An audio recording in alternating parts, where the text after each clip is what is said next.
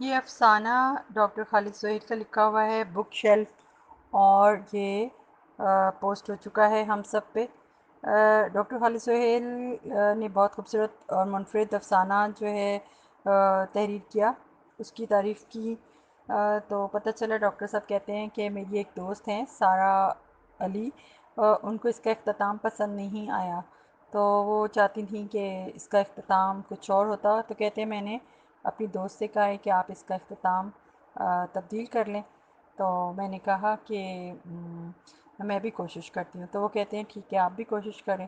اب یہ ہے کہ ایک خاص مقام پہ جا کے جہاں پہ بابا جی کی ڈیتھ ہو جاتی ہے، وہاں سے میں نے اس کا اختتام تبدیل کیا ہے، تو آپ ملاحظہ کیجئے۔ بابا جی کی کٹیا کا دروازہ ان کے دل کے دروازے کی طرح ہمیشہ کھلا رہتا۔ ہر شام چند طلباء و طالبات ان سے فیض حاصل کرنے آتے۔ وہ جب کٹیا میں داخل ہوتے تو انہیں چاروں طرف بابا جی کی بیسیوں کتابیں بکھری نظر آتیں۔ چند کتابیں میزوں پر، چند کرسیوں پر اور چند فرش کے قالین پر۔ وہ قریب آتے تو کیا دیکھتے کہ بابا جی کسی کتاب پر جھکے اس کا بغور مطالعہ کر رہے ہیں۔ وہ پاؤں کی چاپ سن کر ان کی طرف دیکھتے اور مسکراتے ہوئے ان کا خیر مقدم کرتے۔ طلباء و طالبات ان کے قریب زمین پر ہی بیٹھ جاتے۔ پھر بابا جی کہتے میں تمہارے لیے سبز چائے بناتا ہوں، اور اٹھ کر چلے جاتے۔ اگر کوئی چائے بنانے کی اجازت مانگتا تو وہ منع کر دیتے۔ وہ سب کو اپنے ہاتھ سے بنائی ہوئی چائے پلاتے۔ ایک دن ایک طالبہ نے پوچھا آپ ہمیشہ کتابیں کیوں پڑھتے رہتے ہیں؟ بابا جی مسکرائے اور کہنے لگے مجھے بچپن سے کتابوں کا شوق ہے۔ ادیب میرے استاد ہیں اور کتابیں میری استانیاں۔ میں نے ان سے زندگی کے بہت سے راز سیکھے ہیں۔ دوسرے طالب علم نے کہا کیا آپ لکھتے بھی ہیں؟ بابا جی نے کہا میری کٹیا کے دائیں طرف کتابیں ہیں اور بائیں طرف کاغذ اور قلم۔ جب لکھنے کو جی چاہتا ہے تو میں کتابیں چھوڑ کر کاپیوں کی طرف چلا جاتا ہوں اور ایک غزل، نظم، مقالہ یا افسانہ لکھ لیتا ہوں۔ میں نے کئی کتابیں لکھی ہیں اور اپنا ادبی قرض اتارا ہے۔ تیسری طالبہ نے پوچھا بابا جی آپ اتنا جھک کر کیوں پڑھتے ہیں؟ بابا جی ہنسے، پھر کہنے لگے میرے آنکھوں کی بینائی کمزور ہو رہی ہے۔ کیوں نہ ہو، اب میری عمر 80 برس ہو گئی ہے۔ اگلی شام ایک طالب علم بابا جی کے لیے ایک مہذب عدسہ لے آیا، کہنے لگا بابا جی اس سے پڑھنے کی کوشش کریں تو الفاظ بڑے بڑے دکھائی دیں گے، پڑھنے میں آسانی ہوگی۔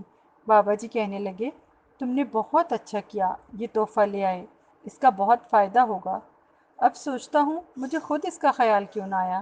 پھر بابا جی نے اپنے ماضی کے دھندلکوں میں جھانکتے ہوئے کہا کیا تم مہذب عدسے کا راز جانتے ہو؟ سب طلباء و طالبات نے پوچھا وہ کیا ہے؟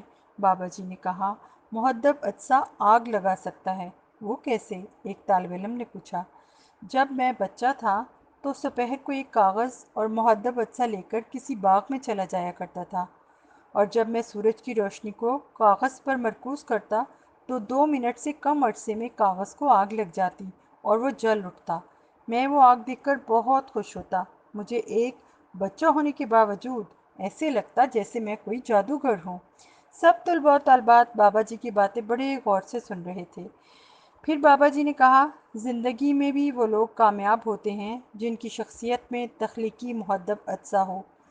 ایسے لوگ اپنی توجہ اپنے کسی کام، کسی خواب یا کسی آدرش پر مرکوز کر لیتے ہیں اور کامیاب ہو جاتے ہیں۔ پھر وہ عام و خاص کے دلوں میں جذبوں کی آگ لگا دیتے ہیں۔ طلباء نے ایک دن بابا جی سے کہا آپ کی اجازت ہو تو ہم مل کر آپ کی کتابوں کی ترتیب دے دیں؟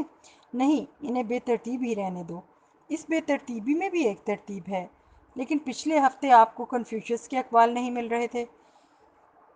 لیکن آپ کے جانے کے بعد مجھے وہ کتاب مل گئی۔ تلاش کرنے کا بھی اپنا ہی مزہ ہے۔ میں کنفیوشس کا زرعی اور سنہری قول تلاش کر رہا تھا۔ وہ کیا ہے؟ کنفیوشس فرماتے ہیں دوسروں کے ساتھ وہی سلوک کرو جیسا کہ تم چاہتے ہو وہ تم سے کریں۔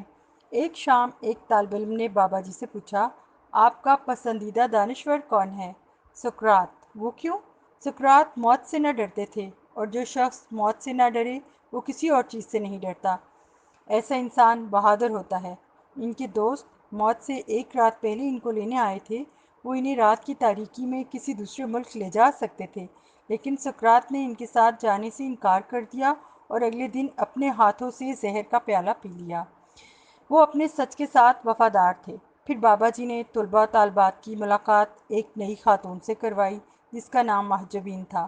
سب کے سامنے مہجبین نے کہا، میں آپ کے لیے چائے بناتی ہوں۔ سب طلباء و طالبات حیران ہوئے جب بابا جی نے کہا، نیکی اور پوچھ پوچھ اور کچھ چائے ہمارے مہمانوں کے لیے بھی بنائیں۔ پھر مہجبین نے سب کے سامنے بابا جی کی کتابیں مرتب کرنی شروع کر دی اور بابا جی خاموشی سے سب کچھ دیکھتے رہے۔ ایک شام مہمانوں سے نہ رہا گیا اور پوچھ ہی لیا، بابا جی آپ مہجبین کی ہر بات مان لیتے ہیں؟ بابا جی مسکرائے اور کہنے لگے، وہ بہت معصوم اور مخلص ہے، اس کا چہرہ بھی کتابی ہے، لیکن آپ اس کی ہر بات نہ مانا کریں۔ کیوں نہ مانا کروں؟ وہ کہیں آپ کو نقصان نہ پہنچا دے۔ وہ بھلا مجھے کیوں نقصان پہنچائے گی؟ وہ تو مجھے فائدہ پہنچانا چاہتی ہے۔ جب کوئی انسان جذبات کی رو میں بہہ جائے تو وہ کچھ بھی کر سکتا ہے۔ ایک دن سب بیٹھے تھے تو مہجبین آ گئی اور کتابوں کو ترتیب دینے لگی۔ بابا جی نے سب کے سامنے پوچھا، آپ کتابیں کیوں ترتیب دے رہی ہیں؟ مہجبین نے کہا، میں ایک زمانے میں لائبریری میں کام کیا کرتی تھی، مجھے کتابوں کو ترتیب دینے کا بڑا شوق ہے۔ کیا تم نے ارجنٹینا کے ادیب بورخیس کا نام سنا ہے؟ نہیں، وہ بھی ارجنٹینا کے شہر بونازارس کی 1,00,000 کتابوں کی لائبریری کے لائبریرین تھے اور کہا کرتے تھے کہ جنت باغ نہیں لائبریری کا نام ہے، لیکن پھر وہ 40 برس کی عمر میں نابینا ہو گئے۔ ایک طالب علم نے کہا، بابا جی بورخیس کے بارے میں کچھ اور بتائیں۔ بابا جی نے کہا، ایک دن بورخیس سے ایک اجنبی ملنے آیا، کہنے لگا، میرا نام پول تھیرو ہے۔ بورخیس نے کہا، کیا تم وہی پول تھیرو ہو جس نے چند سال پہلے جیمز جوئس پر تنقیدی مضمون لکھا تھا؟ ہاں، میں وہی پول تھیرو ہوں۔ میں تمہاری تحریروں کا مداح ہوں اور میں آپ کی تحریروں کا۔ تم نے اچھا کیا مجھ سے ملنے آ گئے، انگلستان سے چند ہزار میل کا فاصلہ طے کر کے۔ اچھا پول، تم جانتے ہو میں چند سالوں سے نابینا ہو گیا ہوں۔ میری دوست نے میری سب کتابیں شیلف میں اے سے زی تک سجا دی ہیں۔ تم خلیل جبران کی کتاب پروفٹ نکالو اور مجھے ان کی بچوں کے بارے میں نظم سناؤ، وہ میری پسندیدہ نظموں میں سے ایک ہے۔ وہ نظم سننے کے بعد بورخیس نے پول تھیرو سے کہا، آج شام تم میرے مہمان ہو، میں تمہیں اپنے پسندیدہ ریستوران لے کر چلتا ہوں۔ پول تھیرو لکھتے ہیں، بورخیس نے اپنی لاٹھی اٹھائی اور آگے آگے چلنے لگے، اور زندگی میں پہلی دفعہ میں نے ایک نابینا انسان کو اپنا خضر راہ بنایا۔ جب بورخیس ریستوران میں داخل ہوئے تو پول تھیرو یہ دیکھ کر حیران ہو گئے کہ ریستوران میں سب حاضرین بورخیس کے احترام میں کھڑے ہو گئے اور اس وقت تک کھڑے رہے جب تک وہ اپنی پسندیدہ میز پر جا کر بیٹھ نہیں گئے۔